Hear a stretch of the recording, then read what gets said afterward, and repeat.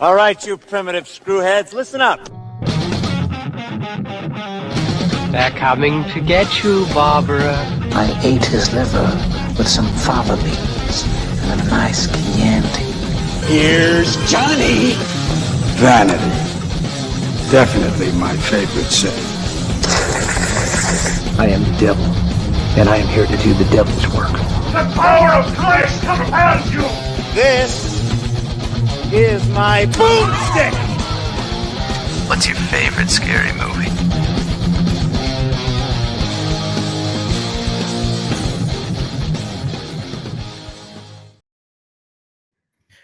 Good evening and welcome to Shiver, a horror movie podcast. We are your hosts. I'm Daniel DeBona. Yes, you are. And I'm David Ulloa. And today we are we're back on a regular basis, which is nice. We are. Right? It is. It's we're good. Following it's good. 2 weeks one in a week row. after the other. Yeah. So let's see if we can keep this pace up. We've been very busy lately, Daniel and I. Yes. So the good thing is it's our show and we can decide when we go on. Correct. We don't have bosses in this aspect of our lives. It's kind of nice. Yeah, it is kind of nice. And so since we're back for the second week in a row, we are talking about a new movie, one that is streaming. It's a Netflix original, actually. Right. But it's an Italian movie called A Classic Horror Story. So in our overview, which we are calling Inaugurazione, and I hope I didn't butcher that because Nice. I speak third best Italian. So Daniel, you're the one that discovered this. I did. Do you want to talk a little bit about that? Yeah. So I spend, like a lot of people, I don't have cable. I do everything streaming. And so No one has cable anymore. Right. Exactly. If you do, you're lying or you're filthy rich. Yeah, so I spend a lot of time just scrolling before I'm like, I'll just watch Brooklyn Nine-Nine again, right? So, Correct choice. and while I always end up looking at like the same categories of stuff on Netflix, and I will give Netflix credit, for all the shit that Netflix has gotten lately about password sharing and all of that. Their user algorithms are a thing of beauty. Like you don't even have to watch stuff. They just keep track of like what you like look at for a long time and stuff like that. And I have highly curated categories, and they're pretty much all just horror movie stuff, but then broken down into just great subgenres. And so I come across this one. And I just watched the trailer. I was like, whoa. And I start kind of reading the description. It's like, okay, like bold move to call yourself a classic horror story and drawing comparisons to all these things. Plus, it's Italian, right? So I've got all these images of D'Argento and Suspira and all of these things in my head. And so all of these things are going on. I'm like, I've got to check this out. And I've been back burnering it for a while. And so we finally got to a point where we were like, all right, we're back onto a regular schedule now. Let's build out for a couple weeks like we used to do. And I was like, great, let's get this thing done. So we both went into this one blind and honestly had no idea what to expect. I didn't know anything about this movie. The little description basically says it's a road trip gone wrong. Mm-hmm. And that's all I know. And the trailer is full of just striking imagery and great sounds and music. And so really excited for it. And so fire it up last night and kind of initial thoughts. Man, I don't know. Like it didn't go where I thought it was going to go. And I've been back and forth a lot today about whether or not I'm kind of happy with where it went. I do think that this movie suffered from too many red herrings, as we'll get into when we talk about the story, just kind of too many things that they kept trying to change. And I don't know if it was in an effort to make it something fresh and new, or if the idea of all of these twists was some sort of play on the idea of you don't make a straightforward horror movie anymore. Everything's about the twist and all of these things. I've had ideas about both of those, but this movie's kind of all over the place. It's definitely very pretty. It's definitely very, very pretty. I mean, this thing is gorgeously shot, but disjointed is probably the the most positive word that I can use for kind of how stuff plays out in this movie. I kept rewinding to see if I'd missed something.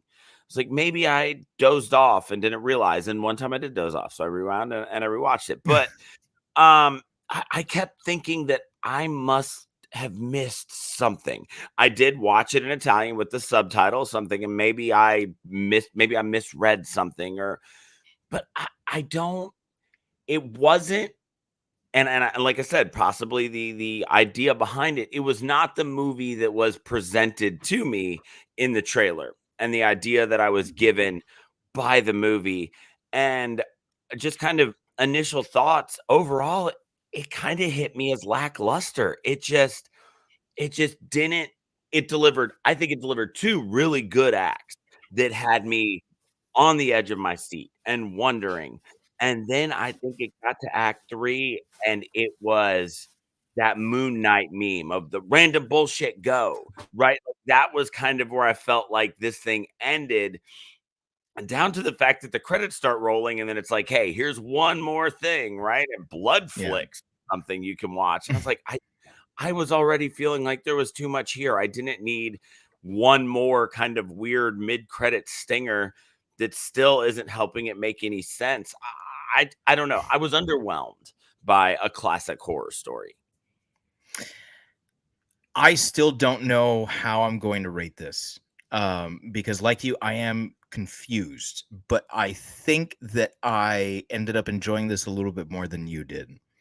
I like you, didn't know what to expect. All I knew was from the trailer, and the trailer is striking. Yes. The imagery here is incredible. It kind of, I found myself thinking about Cobweb, because Cobweb was one of those movies where, like, watching it, I was taken aback by how beautifully shot it was. And that's going on here. And you can kind of see that in the image in the background here, where this doesn't look like most horror movies. And I think that's a good thing. And I think that having had Midsommar come out before it, and not like the color grading is different than in Midsommar. This is definitely, like there were either, lutzes or filters or something put, on the image to change the color scheme, but it's gorgeous. It's beautiful. Yes. To me, there's such symmetry in the shots. It reminded me, not that they look like it, but in that similar style of like Wes Anderson. And where Wes Anderson is hit and miss with me, like this style really worked for me for this movie. And I thought that it was beautiful. I really enjoyed the idea of, this is a movie about making a movie. Right. But and I don't think it was this bad. It kind of reminded me of The Last Jedi, where there are all sorts of ideas that are in that movie that have been done better in other movies. Yeah. And so like I was constantly thinking of Wes Craven's New Nightmare. I was constantly thinking of Scream. I was constantly thinking of The Rise of Leslie Vernon. These are movies that tackled the the meta literary thing, or meta horror in I think ways that made more sense, that felt more organic. And I don't think it felt inorganic in this movie, because there was a point where I was like, oh, is this going where I think it's going now? Because I was just along for the ride. And once I was like, oh, maybe this is something. And then from there, it kind of, barreled towards this place where I think I bought into the premise more than I did with Barbarian. Which again is another, visually striking movie. I don't know why visually striking movies can't just be good. Exactly. And actually Cobweb is like the only one that I think, is like, okay, yeah, that one is like visually striking and it's amazing. But I think more often than not, you get these like visionary filmmakers and it's like, okay, but what are we doing here? I feel like Hank Azaria talking about Darth Vader in Night at the Museum 2 or 3 or whatever it was. You know, he's like, Oh you have yeah, asthma, you have a cape. You know, are we going to the opera? What's going on here? You know, that's kind of what's going on with this movie. You ask me right now to rate it, and I will tell you that it's probably going to be better than it is worse. But I don't know exactly where that's going to fall, and I don't know how I'm going to feel after we talk. yeah, and that's the thing, right? It's funny that you make the Wes Anderson comparison there, because I was just recently talking about how I just, like you said, he's hit or miss for you, and I feel Mhm. like for the most part for me, he's just miss. Like Yeah, it there's is more missed than hit. yeah, and it's, you know, it'll make you a pariah, by the way, like with people who love movies. His fans are rabid. Oh my god, yes. Like you meant, it's like, I mean, I kind of like Tenenbaums, right? It's funny. And Yeah, then who it's like, doesn't like but Tenenbaums? yeah, exactly. And then you get away from that. It's like, I don't know. It's more of the same shit, right? It's, you know, like Yeah. that actually, just that thing right there. This movie, it plays on the idea that it's more of the same shit, to the point that they're referencing other stuff, right? So you're saying movies that have done it better. You know, you've got Cabin in the Woods that did Mhm. it in a very, in Cabin in the Woods, it came across as self-aware without ever being like, hey, we're self-aware, you know, which is the opposite of what this movie did. You know, Right. this movie immediately is like, oh, look at us, we're at Sam Raimi's house. You know him, he directs horror Yeah. movies, you know, and it's like, oh god, Yeah. like, it's just too much stuff is just too on the nose. We were talking off camera before we got started just about Quentin Tarantino and his Mhm. ability to pay homage to things, and how different things go. We were talking about Once Upon a Time in Hollywood and Inglorious Mhm. Bastards, and how all of these things, you know, you go watch Kill Bill and it's like, okay, so this guy's really into Kurosawa films, and you get Mhm. all of that without them ever actually saying Kurosawa out loud. You know, you don't, Right. you know, like, that was the thing that got me, like, that one comment at the top. It was like, but it wasn't even like in a clever way, like when Jamie Kennedy's delivering his lines in Scream. Right. Right. It was, And the thing is, I thought it was gonna go in that way yeah, because, I don't know if you picked up on this, and I think we actually spoke about this movie when it first came out, maybe 2 years ago or so, because I remember talking to you about this, that the lead actress's last name was Lutz, and the director's last name is DeFeo. And those are the names of the 2 families that lived in the Amityville Horror House. yes, that's right. The DeFeo family is the family that was murdered, and apparently haunted the house, right? And then the Right, Lutz family is the one that the Amityville Horror is about, right. you know, The the ones, the haunting ones that who they were, have. yes, were driven crazy by Right. them and had to sell it or just move Exactly. out of it. Yeah. Or yeah, you know, depending on what story you believe. Yeah, So, exactly. so when I saw that, I'm like, these 2 names appearing in a movie, like this has to be some sort of meta thing going on here. You know, because it's an Italian movie.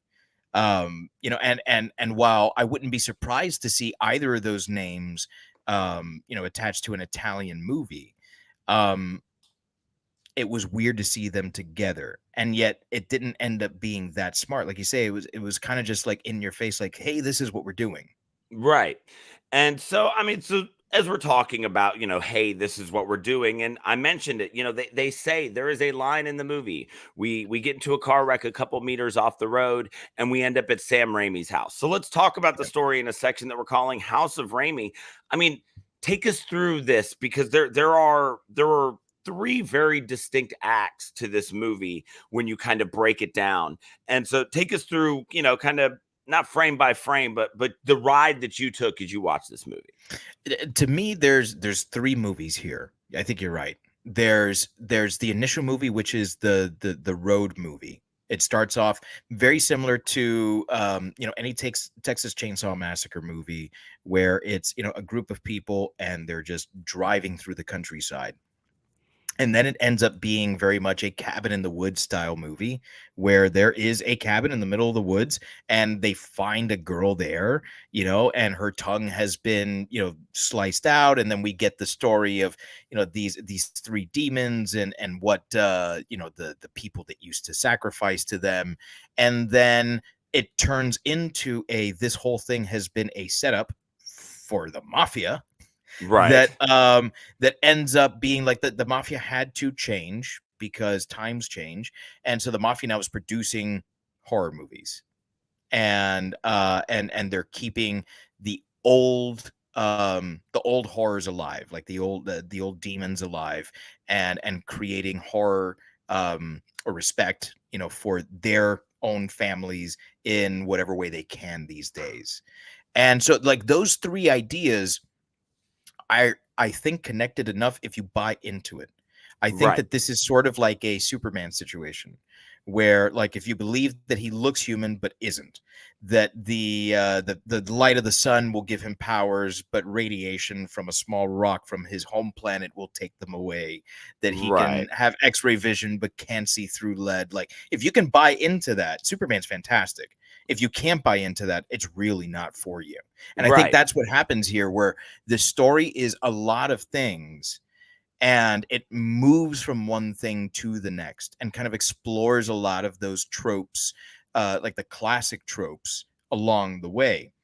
I initially was thinking, well, I don't know that this is different enough to qualify as something new or different. I thought this was a really good student film, like a movie where it was just like exercises in trying to redo classic horror movie shots, redo classic horror movie scenarios with like your own crew as Yeah. as an exercise sort of thing. And I thought it was quite good in that respect. But then as it started to change, I said, okay, well, this is different. And I think it tried to do so many different things. And although I think it committed enough to each of them to me say, okay, this is something that is different. I wouldn't call it new, but it is different, because it is combining all these things and it's synthesizing them into like one new package. I think that the message is ultimately greater than the movie itself, because the movie itself, I thought, kind of left me with blue balls. Yeah. You never really got to see any of the kills up close. It was always obscured, and I'd rather that than have them like do a bunch of CG and then so I get that. They probably weren't working with very much money. Netflix probably only distributed the thing and didn't finance it.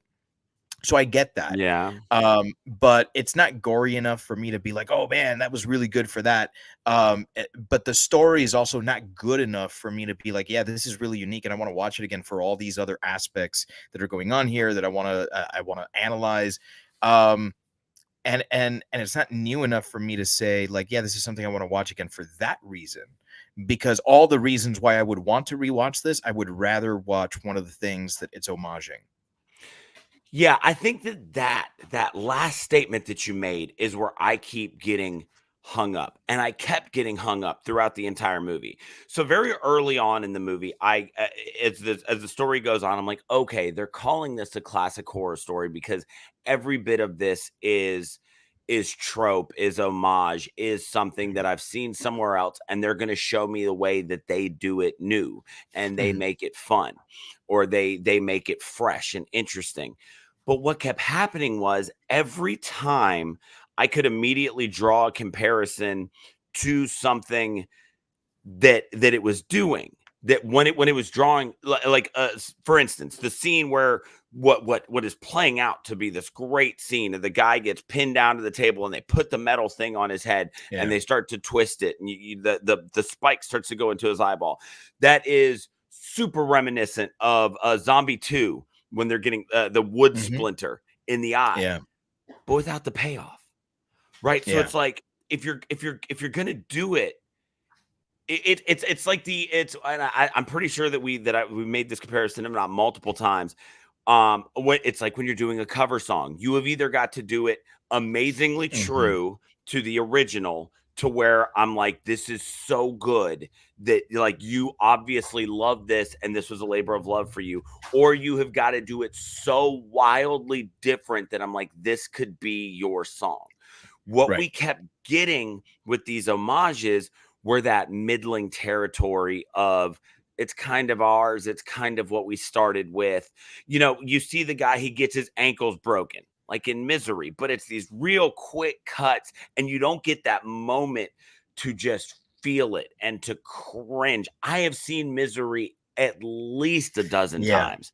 It And doesn't compare to the every hobbling scene. time she hobbles him, it hurts deep in my gut because of the care and attention that was put into that to show you exactly how brutal that was. What we got was this quick cut of this hammer mallet thing swinging over and doing it. And yes, limited budget and all of that. This wasn't a Stephen King big budget film, Right.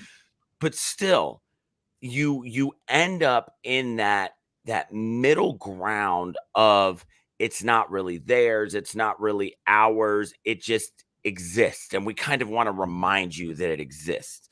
And that's where this movie gets lost for me. You get these moments where you're like, oh shit, are they gonna do something, you know, Wicker Man-esque, and it's gonna be rad. And you get this, you start off with this amazing scene where she kind of interrupts what seems to be some sort of super fucked up ritual, and they're cutting out eyes and ears, and they're putting them on a mask, and they're doing all of this stuff, and you're just waiting for the payoff.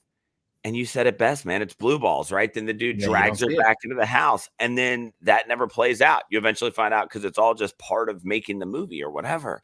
Yeah. But that finding out that the whole thing was just them coming up with a new way to make a movie, that wasn't enough for me. I wanted the balls to the wall homage that I thought this was going to be once I had the idea that it was called a classic horror story because it was all of these classic things jammed into one movie: a car graveyard, a literal cabin in the middle of the woods, a group of people that didn't really know each other, all of these things. I'm like, this is great. You look at them and they look like horror movie tropes. Right. Yeah. There's the nerdy one and the hot one with troubles, and the couple, and the older one. You know, it's just they looked like tropes.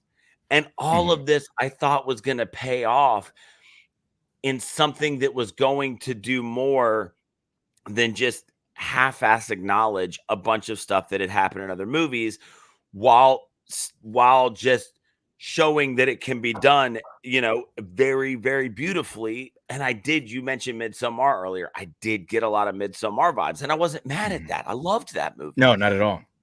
But the beauty of it only took me so far, because also, once you got the twist of the fact that all of this was a setup and Fabrizio was in on all of it, and it was kind of his thing, the beauty of the movie was gone in that point too, which directorially made a lot of sense, because now we're into a different movie, so it doesn't need to look like that really pretty horror flick.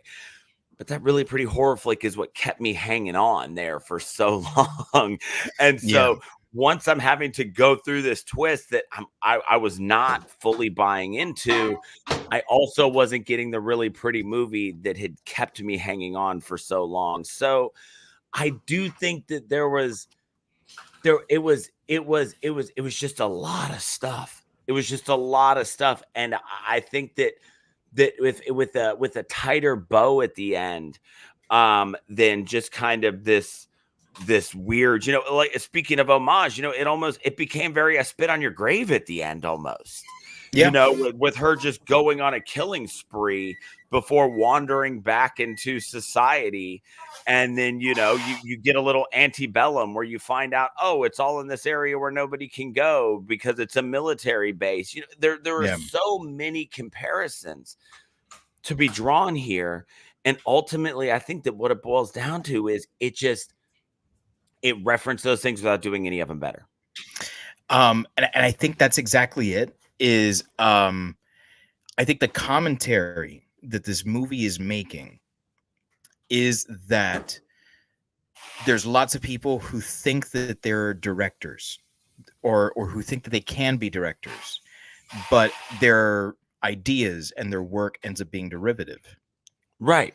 And we see that in Fabrizio, where Fabrizio thinks that he's an auteur, and he's clearly not, because all he's he's just a doing fanboy.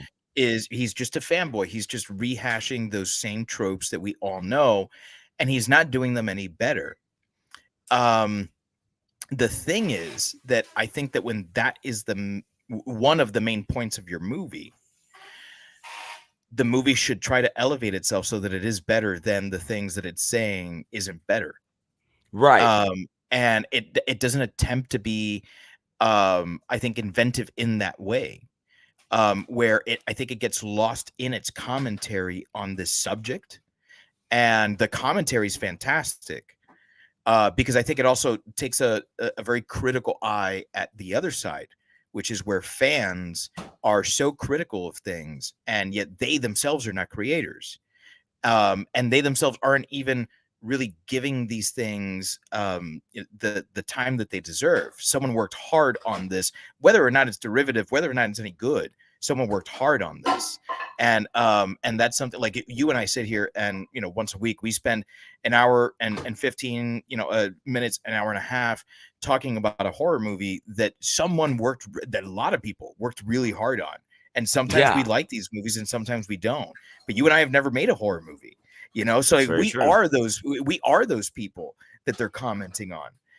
And I think that that's a very valid comment to make in a movie, where it's like your fans are the very ones that are shitting on you.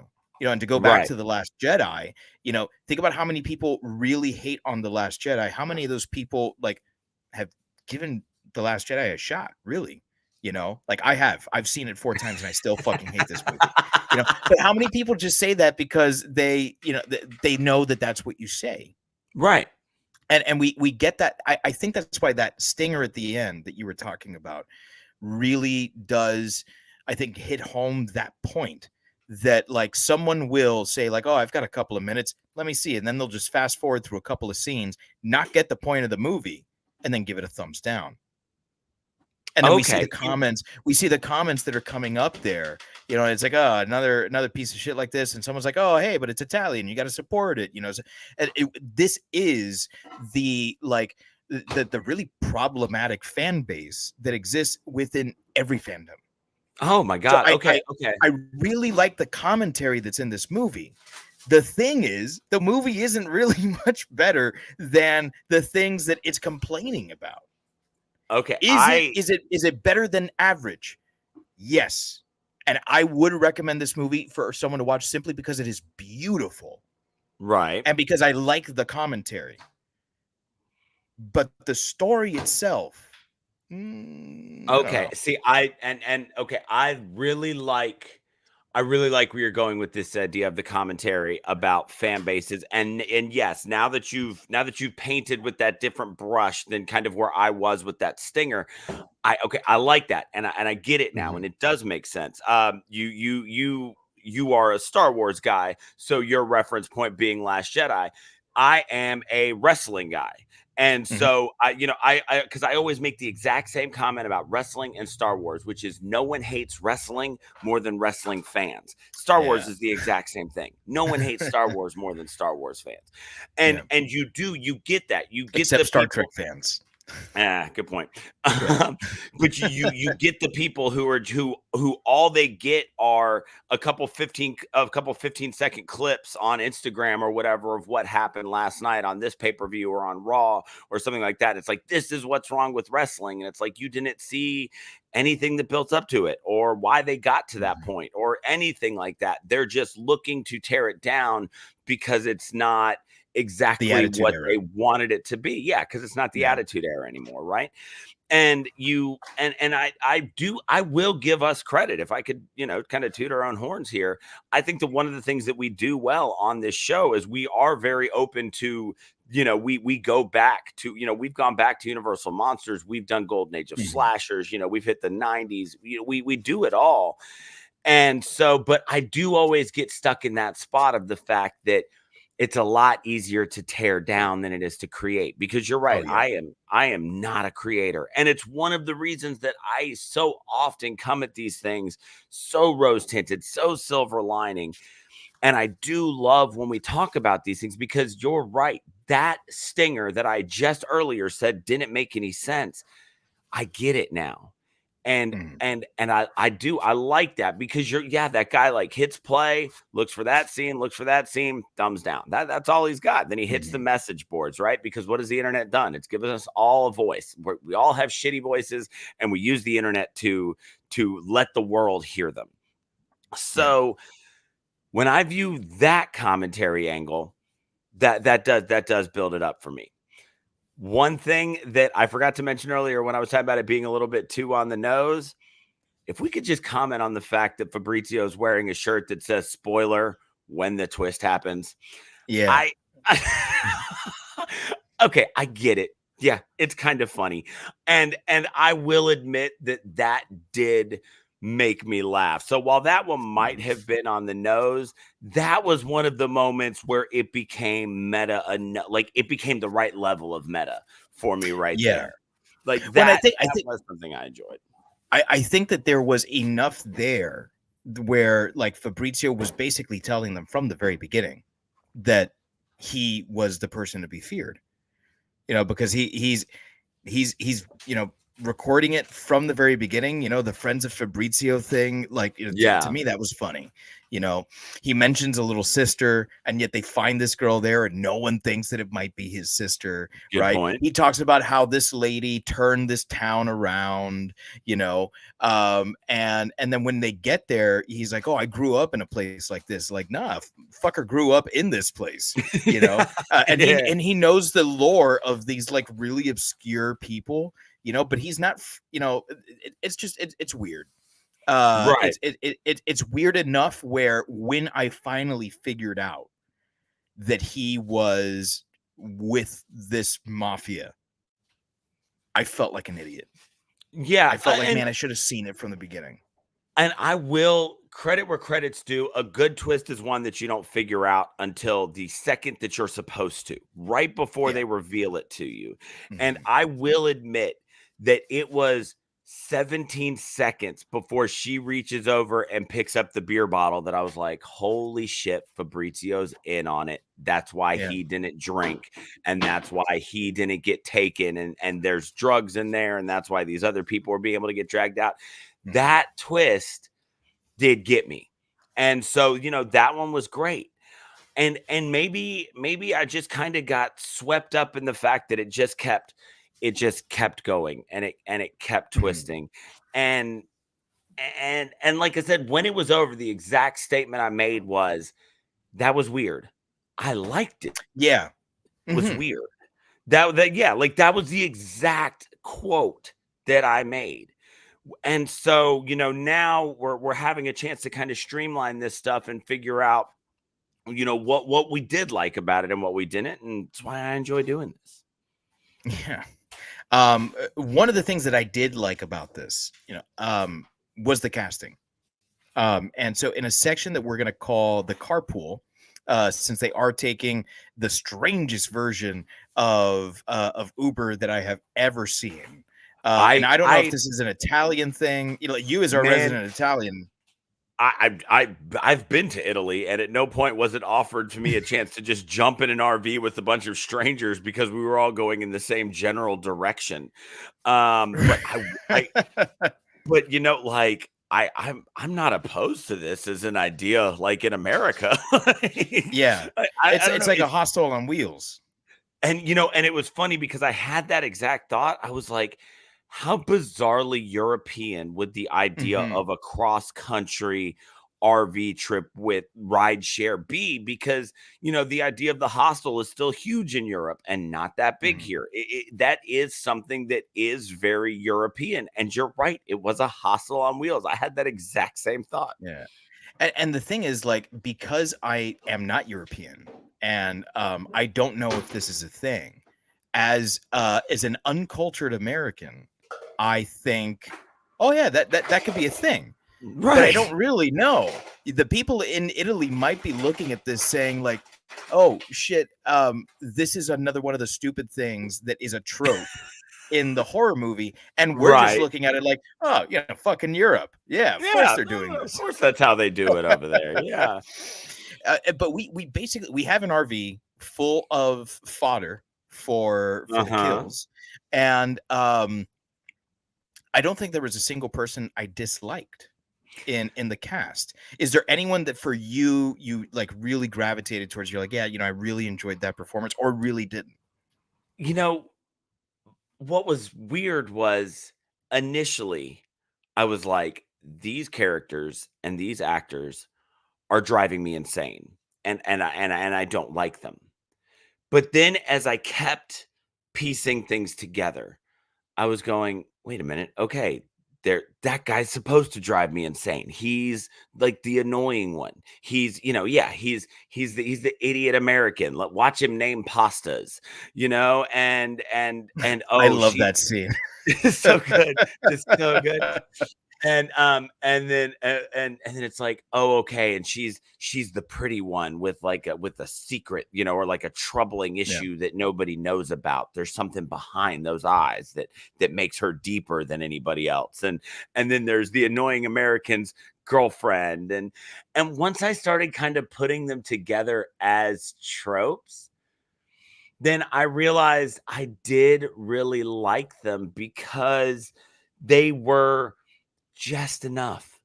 They were just enough. He was annoying. Yes. Mark, he was annoying, but he was also kind of endearing. He did have some moments there, Right. 'cause he's like, I drive better when I'm drunk. And I'm like, because that's what Italians say about Americans, right? Like that's Right. the type of thing that we're going to say. Yeah, but also I have actually heard people say this. I've had friends say this. I'm like, all right. During the college years, we all knew at least one guy that said that every Friday, right? But then he got he got a little endearing conversation with Fabrizio where it's like, okay, we are gonna flesh this guy out a little bit. And we didn't just get the phone call between the girl and her mom. It was like, okay, she is genuinely kind of troubled about this, and she's trying to figure out what she should do. And they played him out enough that I don't think anybody really stood out, but I do think that everybody played their part well. I do think that they delivered just slightly above the trope that they were given it to play, making the Cabin in the Woods comparison. Most of the characters in Cabin in the Woods never actually got the opportunity to go above and beyond the actual literal trope that they were picked to be in this cabin for. Most of them died because of being their trope. These characters all got a little bit of a chance to shine and to rise above that.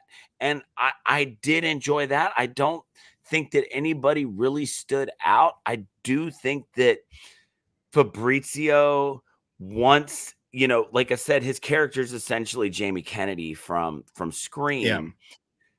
But then we got this really twisted and angry version of him. Jamie Kennedy in Scream loved this shit. This is what he lived for. It's literally what he died for.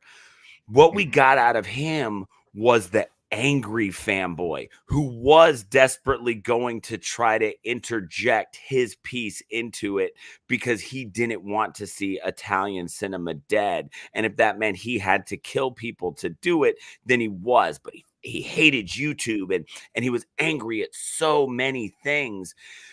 And it came across as just the right level of manic. I mean, he was upset with it out ever getting cartoonish, and I did enjoy that.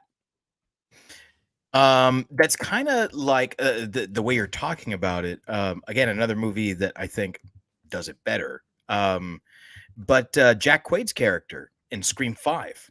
Yeah. Where it's like I want to go back to the basics. I want to make things better than they have been, and people just don't understand my genius, sort of thing.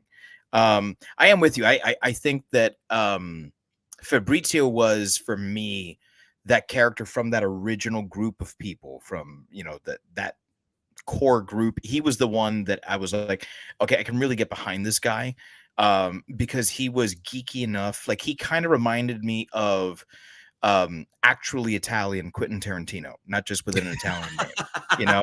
Um, that to Yes. me, Yes. that You're so that's what he right. was. He was geeking out about horror movies. He's like, I can't believe that no one has said it yet. But we're at the house of Raimi, and I'm like, oh fuck, this is the Jamie Kennedy character, and Jamie Kennedy is Tarantino. Yeah. He is us. He is the horror geek, and I think that to a large extent, that's the person that we're supposed to identify with. So, like, kind of like the reversal of that trope, where it's like the person you identify with is not the hero or Right. even the victim, but the person you identify with is actually the villain, is a really interesting thing, because that kind of is a reversal of what is happening in like the rise of Leslie Vernon, where like Leslie Right. Vernon like kind of sort of isn't a bad guy in the Yeah. movie. He is, but he isn't. Like, Fabrizio definitely is the bad guy in this movie, and there's no question about that. um Outside of that core group, to me, his little sister was spectacular, not as the victim. I bought her as the victim. I thought it was perfectly fine, but in very Wes Anderson style, when it goes into the trailer, and she's Yeah. there and she's talking to him, and she's just like laying into this guy, and she's putting the little tongue piece in. I'm like, that is a perfect character, and it was played so perfectly. It's one scene really that Yeah. she really gets, because the other scenes she doesn't speak, and not that you have to have a speaking role, because like you can do a lot with your face. I just didn't see that from her until that scene, and maybe that's the way it's supposed to be. But everything from the point that, like, we hear her speak, we see her sitting there, and she's in like the little shorts and the t-shirt, and she's just a girl Yeah. fucking with her brother, because she knows that her brother, even though he's an older brother, is such a fucking nerd that she can rip into him, and she knows which button to fucking Oh push, man, she knew how to you cut to know. the quick. I mean, that Yeah, that was that was pristine sibling stuff. Nobody yeah, knows how to get you deeper than your siblings, and they go straight for the jugular every time. And I mean, this chick just went straight for it. It was jugular then balls. She was yeah. taking this dude out. Yeah, she took off the gloves, Yeah. and was ready to make him bleed. She wanted him in the corner, cut me, cut me, because she was out for blood, and it was fantastic, and it was so funny. And it was, although I found myself like chuckling or smiling throughout the movie, that was the first time that I laughed. Where I was like, Right. "Oh man, that's fantastic. That's great." And even her death was the first point in the movie where I went, "Oh fuck," Yes. because you open the door, and then there is shit. What was her name? Elisa. Yes. There's Elisa, and she's holding a fucking double barrel shotgun, and boom goes the dynamite, Yeah. and she just bam back against the wall. Like, it was brutal. It was the first death where I felt like that there was brutality there, because you don't see the other ones really. Right. So for me, that was great. That was awesome. And everything about her character I love, and I would love to see a prequel to this, where it's her and Fabrizio like just bickering the whole time. i'm Right. i'm Like, here for that. almost like how when we got Hostel 2, Hostel 2 was all about the behind the scenes of how Yeah. this all goes down. There is an interesting idea here too to make a prequel or to this movie where you see a different time where it didn't go wrong, but to Right. watch it from the perspective where you're behind the scenes and you're just you're one of the people who just wears a mask for the weird cult ritual scene, and you're like you see him in like a green room just smoking and drinking red wine, like watching everything go down. And he's answering a text, from his wife. He was like, "Yes, I'll pick up the tomatoes on the way home. Don't worry, there's enough olive oil," or whatever Italians talk about. Tomatoes and olive oil pretty well sums it up. Yeah, that's what I figured. That's what I know about Italians. But I do think that what we got out of them was exactly what we needed to get out of them. There are times when you can rip a movie for its characters being extremely two-dimensional. And there are times when you can look at a movie and go, the pieces of this need to be two-dimensional because that's how it's going to play. If we had gotten ridiculously emotionally invested in some of these characters, then the twist might have hurt more, and not in a good way. Like it might have been like, wow, like now these people that I really cared about lost their lives to a fucking game, like for nothing. And so when you ultimately you see a bunch of people who do lose their lives for nothing, it does help to not be that invested in them, which did make Ricardo's death a little bit more painful because we did kind of get this tragic backstory of this, fallen from grace doctor who now didn't even get to see his own child. And you get that one moment where he's speaking to his wife or ex-wife's voicemail. And so, you did get the and then you look at the twist and you go, God, man, like just for nothing, like this was a dude who was seriously just trying to get his shit straight. And for some nerd who wanted to make a movie, this guy gets killed. And so, he was just as three-dimensional as he needed to be. And the characters who didn't need to be dynamic, who were just static pieces that kept it moving, were allowed to just be static pieces, and that was okay. Yeah, I think that's a perfect way of putting it. So, there are a few more characters that we're going to talk to. So in a section that we are calling New Mafia, we need to talk about who are essentially the other villains other than Fabrizio and his sister. We need to discuss the idea of this actual new mafia who is funding horror films in order to keep their families relevant, to keep their syndicate, I guess, if there's no other word to use there, alive. They're financing movies that are snuff films. So as behind the scenes antagonists, how does the new mafia work for you? It is very weird.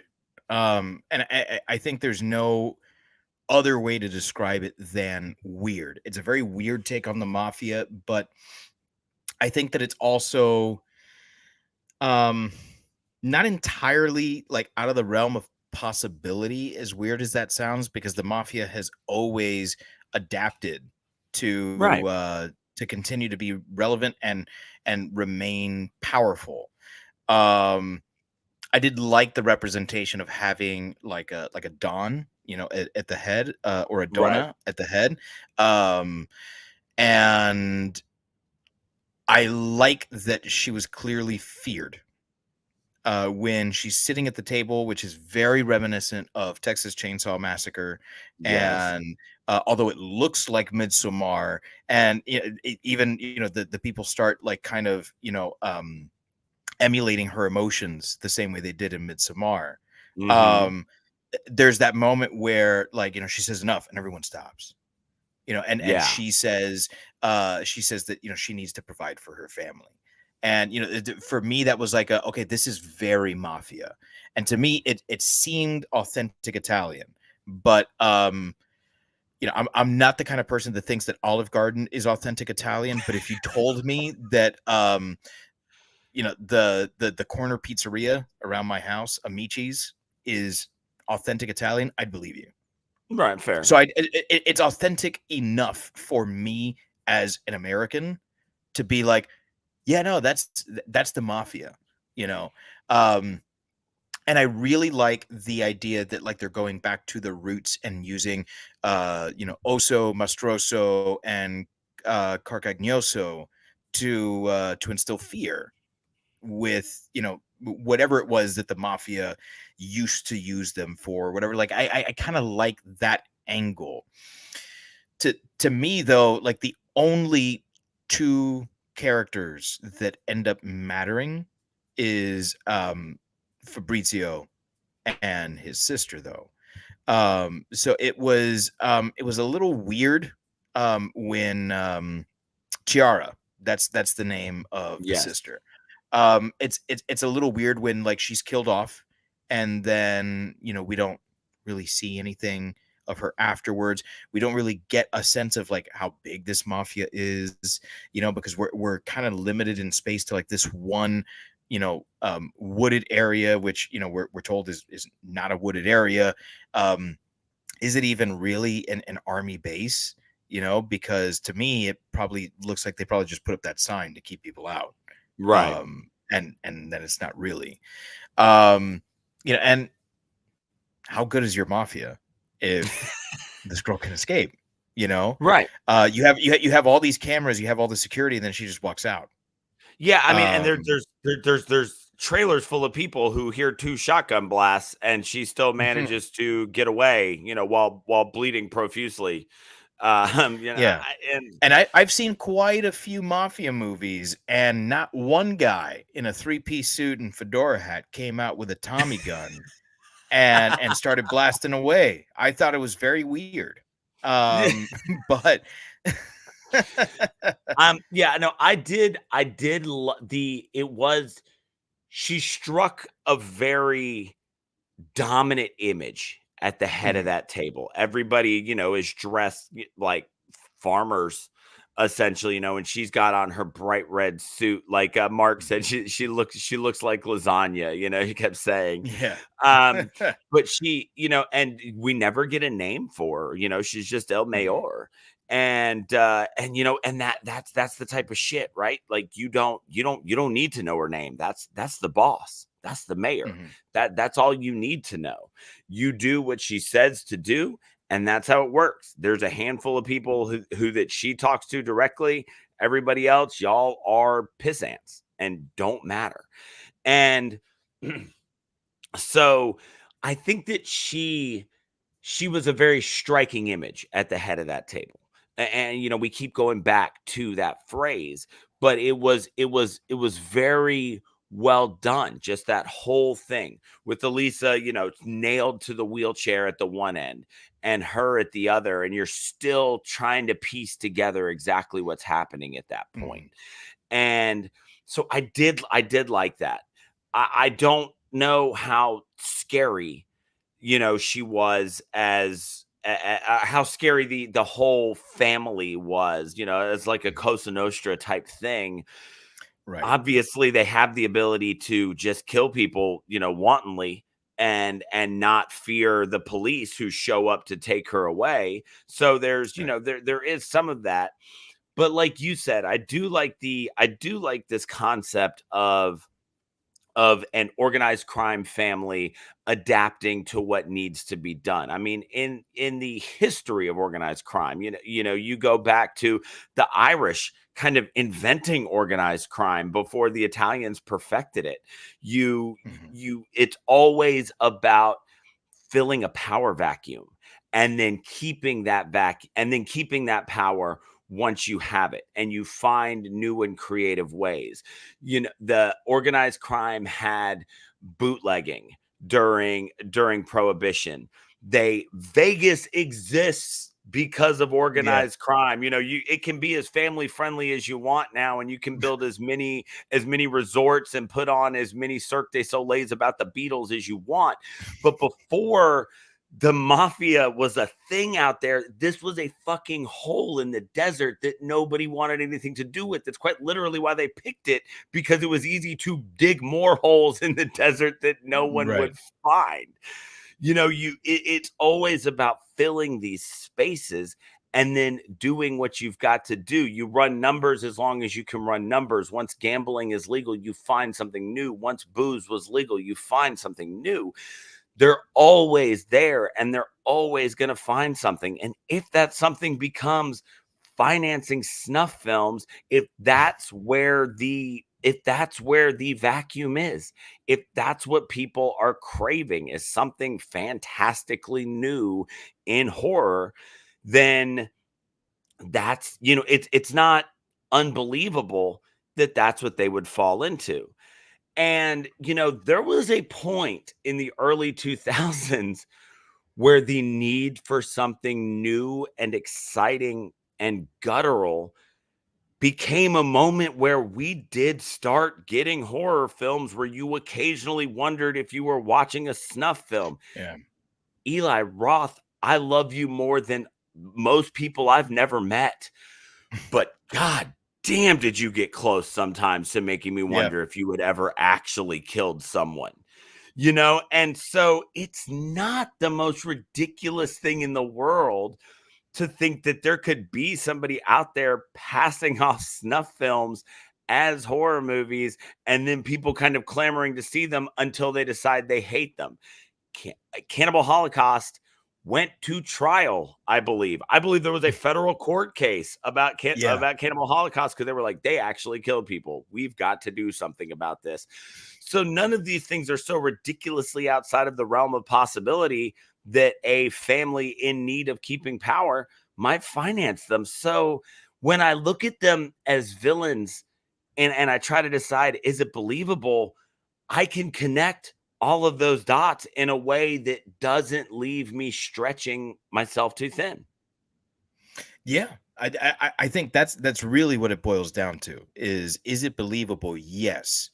For me, is it memorable though? That's where I get stuck, I think. Right. Is, am I going to continue to come back? Am I going to remember the names of these three demons or monsters or whatever they were next week? I don't know. Right. And does that have something to do with me not speaking Italian? Probably. Is it mostly that reason though? No, I don't think so. Because I really think that it just boils down to the fact that it kind of works.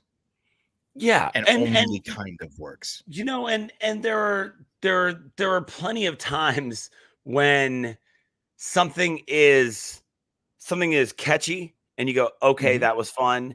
But then as far as being memorable, it doesn't stick with you. I mean, Right.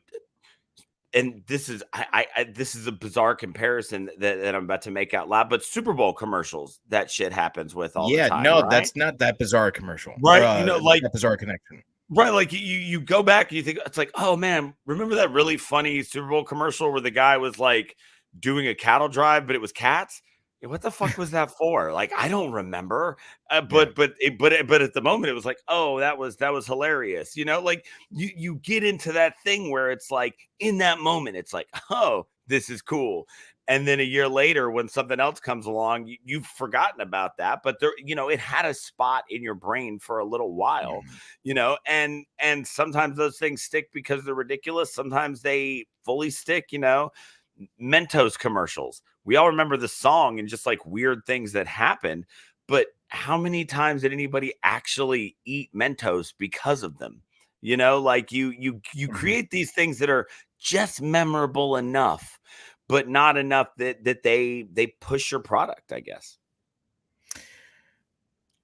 You said it perfectly. And that leaves us with one thing and one thing only, and that is rating this movie. And I'm so glad that you're going first. Because I still don't know where I'm going to go. So Daniel, we spoke at the top of this show, actually before the show started, and decided that we were going to use types of pasta Types of pasta. as our rating system, since there was discussion on the different types of pasta. So for those of you who have never seen or listened to the show before, what we do here on Shiver is we never rate a movie against other movies. We only rate a movie against itself. We feel like that's the fairest thing to do, and also it's our show, so we write the rules. So we so we don't use stars or skulls like bloody disgusting or something like that. We create a unique rating system for every movie, and so this time we have gone with kinds of pasta. So Daniel, out of a possible 5 kinds of pasta, and I'm pretty sure there's more kinds of pasta out there. I don't know, because for me it's all Paschetti. How many kinds of pasta? There's curly Paschetti, and there's Right. the kind with the hole in the middle. I get it. You did this. So how many kinds of pasta do you give this? Oh man. So there's a couple ways to look at this, right? One being that if I think about like literal types of pasta, and I think about the different types of movie that I'm given here, then there are a lot of types of movie. There are a lot of types of Italian horror film that are given to me here, right? There's a lot of a pasta here. And so I think that I think that we have discussed there are some good things here. There are some great critiques about the critical culture that streaming and the internet has given us. We are inundated with content all the time, and it's easy to write something off. It's very millennial of me to comment about the fact that we're in this age where you get 3 minutes. You're judged on 3 minutes. You're judged on 140, 280 characters, however you want to look at that. And so there is some great commentary here on that. There is some absolutely beautiful shots here. That scene where she comes out of the house and you've just got this cult or whatever they are that has come out of nowhere and is engaged in some massive, scenario, ritual thing that we have no context for. Like, that hits hard. And the lighting on it is just beautiful.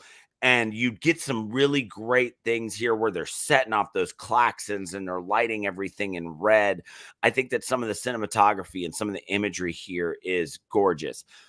I think that the whiplash of the second and third twist kind of takes away from it for me, but I can see where that adds. I think that this movie falls squarely into that category of there's something here to watch, and I may not watch it again, but I might say to somebody, there's enough there that you would check it out. So I feel comfortably letting this movie sit squarely at 3 types of pasta. I think there's enough here to talk about. We've been doing it for an hour. I think that there's enough good takeaways that I don't want to go less than 3, because I think that once you get less than 3, you start to get into that category of I didn't really like it. And when it ended, I did say I liked that. It was weird, but I liked it. But I feel like if I start to go higher than that, then I start to look for more context in it than I actually felt like I got in one watch. And so I do feel like I got a little bit more out of it with our discussion, but my gut still tells me that 3 types of pasta is where this movie should sit comfortably. So I'm going to go with there. I'm going to go 3 types of pasta. Would you like to name the kinds of pasta that you give this? Yeah. So this is a solid vermicelli, farfalla, and let's call it an angel hair, because I do think that there are some very thin threads that some of these ideas are hanging on by. So let's call that last type of pasta an angel hair. Very nice. Very nice. I'm going to give this 4. and that's higher than I initially thought. But I came into this thinking that I was going to give it 3. I thought that's where I'm going to sit, is at 3, and maybe I'll go down and maybe I'll go up. But here's the thing: I think that there are 3. There's 3 good movies in this one movie, and I don't know if it adds. And so each one of those gets a kind of pasta. I don't know that the one whole movie gets a kind of pasta, but the filmmaking that's in there does. So Okay. I'm gonna go 4, because each of the kind of movie that's in there was enough for me to be like, okay, that was cool. And I would definitely recommend this to someone, particularly if they're a film person and they're not a horror person. I think that this is a really interesting follow me here.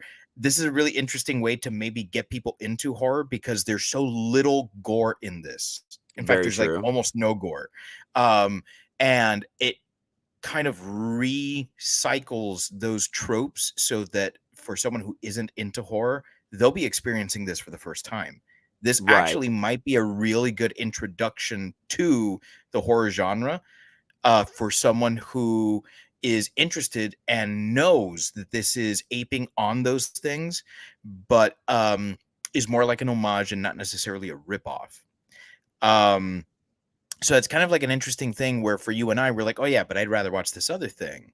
For someone who is like a novice in the horror genre, just discovering this stuff, this might be a really great gateway movie for them. If Okay. they also happen to either be Italian or really be into Italian stuff.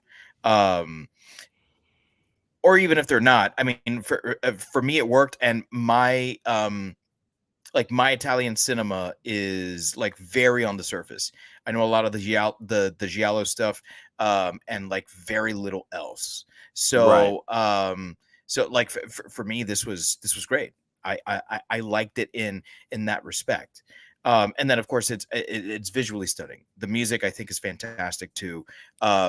Even the way it ended, as odd as it was, and you're right, I think that might have been an actual callback to Antebellum.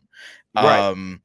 I love the choice of music, and it felt very European, and the only thing I felt like doing was lighting up a cigarette and having an espresso. There And you for go. me, that sounds like a win for Italy. So I have to give that a star. So I'm not a star, a kind of pasta. So I'm gonna give it 4 kinds of pasta. And so I'm going to go with the classic Peschetti. All right. Okay. I am going to go with lasagna, since they mentioned lasagna. All right. Okay. Got layers. I am I dig it. yeah. I'm gonna go with no, I'm not gonna go lasagna. I'm gonna go gnocchi. Oh, All okay. right. I'm gonna go gnocchi because I'm gonna stuff the fuck out of this. I'm gonna go ravioli. All right. Keep And stuffing. specifically because we are in autumn, I'm gonna go a pumpkin ravioli. Maybe with like a Okay. little butter sauce, right? Okay. Little butter Not, sauce, not my a favorite, but little bit not of mad at it. rosemary. How about mushroom ravioli? Yeah, yeah, I Better? could do my. Yeah, yeah. Okay. All right, mushroom ravioli, and then we'll go my absolute favorite is tortellini. Little tricolored tortellini, a couple cheeses mixed into there, and then we'll do like a spicy marinara with it. Okay. I love it. So there you Yeah. have it. Our full descriptions of the fact that this movie averages out to 3.5 types of pasta, and we've given you plenty Mhm. of them there to choose from as to which 3.5 you like. Thank you to everybody who stuck around and listened to us and followed through this whole thing. If you've not watched this one, make sure you hit us up and let us know what you think. If you do catch it based on our review, there is, plenty here to talk about. And if you're looking for ways that you can reach us, you can head to shiverpod.com, where you will find links to all of our social media. We are on Twitter, Facebook, Instagram, YouTube, Instagram being our most popular one. That is where we do most of our interactions. And we are almost there. If you are listening we're in spooky season now. But if you're watching live, we got a couple days before October, and Dave and I have been talking. We've got some great ideas for what is going to be happening in October. Not only are we going to be covering the newest from Mike Flanagan with Fall of the House of Usher, we're coming out of the gates hard next week with a Halloween classic that honestly we can't believe we haven't got around to doing yet. We're going to be doing Pumpkinhead next week. So we have got some great stuff on deck. Stack all of that with the fact that we are going to be heading to Spooky Empire at the end of October, and it is going to be a fantastic spooky season for us. So make sure you hit us up somewhere on social media. Let us know what you think about the show. If you're going to be in Orlando that last weekend in October, let us know. We'd love to grab a beer with you. Absolutely. If you see us walking around, if you see a slightly above average height Italian dude and a little slighter than slightly below average height Cuban dude, buy us a beer. We'll buy you one. You can buy each other, just buy our own beers. But it's always more fun if you buy someone else the beer. It always is. It always is. Yeah. So on behalf of all of us here at Shiver,